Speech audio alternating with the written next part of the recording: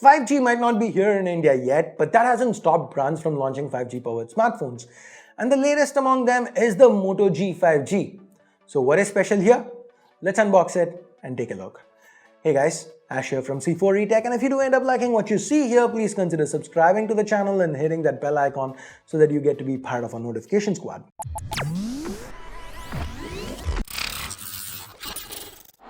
We have an all-blue box for the Moto G 5G with prominent 5G branding to the top, as well as some Moto and device branding. Back again has some 5G branding as well as the spec highlights. Moto is really gunning for 5G here. As for the bottom, we have a sticker that tells us we've got the volcanic grey 6128 variant. The MSRP on the box is 24,999. And that's all we get on the box. So let's slice through the seals and open this up. Inside we have the phone with this printed screen protector. Peeling that off. And here's a first non-exclusive look at the Moto G 5G. Now the back does have this pattern look underneath a very reflective finish. More on that later though. First let's remove this cardboard divider. Inside we find paperwork, and beneath that is a 20-watt charging brick. Then there's a Type-C cable, and finally the last item in this box is a SIM ejector pen. Now the Moto G 5G is a pretty big phone. Like here it is next to the OnePlus Nord and the Galaxy M51. As you can see, it absolutely dwarfs the other two. At nearly 10 millimeters, it's pretty thick too. This is all mainly due to the 5000 mAh battery that Moto has managed to cram in here. It's also a heavy phone coming in at 212 grams. To be fair to Moto, the plastic back here does feel nice in hand, and the phone itself, the in-hand feel, it's decent thanks in large to the even distribution of weight. Now we have a massive 6.7-inch Full HD Plus LTPS panel in here. Moto is calling it a Max Vision display. The bezels surrounding it are a bit on the chunkier side, especially the prominent chin at the bottom. Up top is where we have the selfie snapper. It's a 16-megapixel camera nestled inside the centered punch hole. Interestingly enough, it takes 4-megapixel pictures by default, and that is because Moto is using the same quad-pixel technology that we see with 48 and 64-megapixel sensors. Now, as far as selfies are concerned, initial impressions, they seem decent. They seem nice actually. Now, coming back to the panel itself, it is no AMOLED, but the colors are vibrant. The panel seems to get quite bright, and it also offers excellent viewing angles. The refresh rate, standard 60Hz, so no 90 or 120 like with the OnePlus Nord or the Realme X3 SuperZone. Now, since I brought up the Nord already, I'd like to show you something very interesting. The Snapdragon 750G on the Moto G 5G, it benchmarks higher than the Snapdragon 765G inside the OnePlus Nord. Yes, overall the Antutu scores are really close, with the Nord having a slim lead, but check out the CPU score. We were just as surprised as you guys, but the extra performance, it comes from one main factor: newer Cryo 570 cores in the 750G compared to the older Cryo 470 cores in the 765G. When it comes to gaming, here's where the Adreno 619 shines. It's supposed to be clocked higher than the Adreno 620 on the 765G. So on paper, it looks like the Moto G 5G should be able to go toe-to-toe with the OnePlus Nord when it comes to performance. And that is something to keep an eye out for. Performance, though, it is not all about the SoCs. Memory has a crucial role in it as well. We have 6 gigs of RAM, 128 gigs of onboard storage, and we can even expand it further via a micro SD card slot. Now, that's not something the OnePlus Nord has. Since we're already here, let's quickly take a tour around the device. We have a textured power button to the right. Slightly above it is the volume rocker. The top is left clean, save that secondary noise cancelling microphone. The left has the aforementioned hybrid dual SIM card slot, and below that we find the Google Assistant button.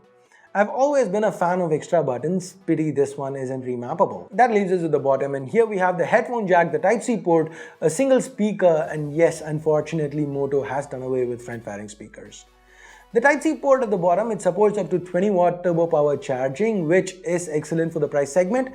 Generally, I don't speak a lot about 5G except maybe throwing in a line about the phones that support it. But if you are going for a 5G device in 2020, future-proofing might be on your mind.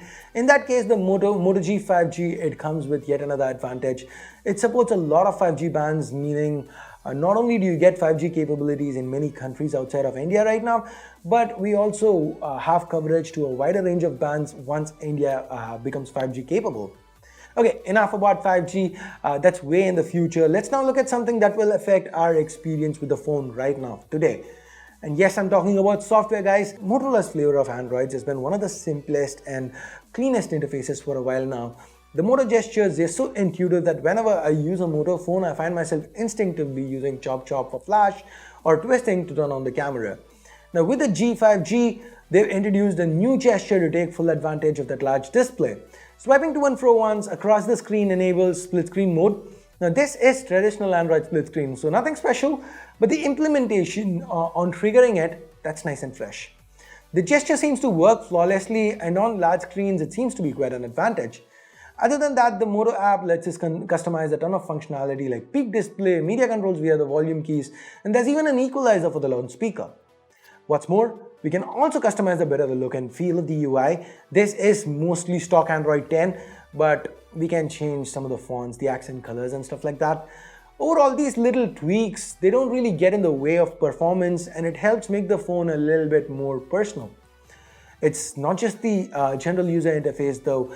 Even the camera has some new tricks up its sleeve. But before we get to the software, let's take a quick look at that triple camera array. Now the primary is a 48 megapixel sensor paired with the f1.7 lens. As expected, daylight pictures, they did come out looking sharp. Even on a very cloudy day in Chennai, the Moto G5G managed to capture the greens hidden in the shadows. Quite impressive, I'd say. Now for low light scenarios, we have a dedicated night mode as well. And moving on, there's a 8 megapixel ultra wide, and again, the colors, the dynamic range, they appear to be good. The last sensor, it's a token 2 megapixel macro camera. Fun camera features like spot color, where we can just have one color show up while the rest of the picture is monochrome, cutout feature, and the option to shoot raw pictures, they're all present and accounted for. So overall, the Moto G5G seems like a well-rounded device. It does miss out on some aspects like an OLED panel or high refresh rate panel. The glossy plastic belt is heavy too. But it does make up for it with a high capacity battery, a great 7 series processor, IP52 rating for protection, micro SD card support, as well as 5G support. There's even a decent camera setup in here, or at least that's what it appears to be. Now, is it gonna end up being competitive to other phones in this segment? Well, that is gonna depend on what Moto prices it at. As of making this video, I have no official confirmation on the price, but as soon as I get it, I will go ahead, pin it to a comment, so do check that space. And of course guys, by the time this video goes live, you will know what the pricing is. So let me know what you guys actually think of the Moto G5G. Would you consider picking it up over something like the OnePlus Nord?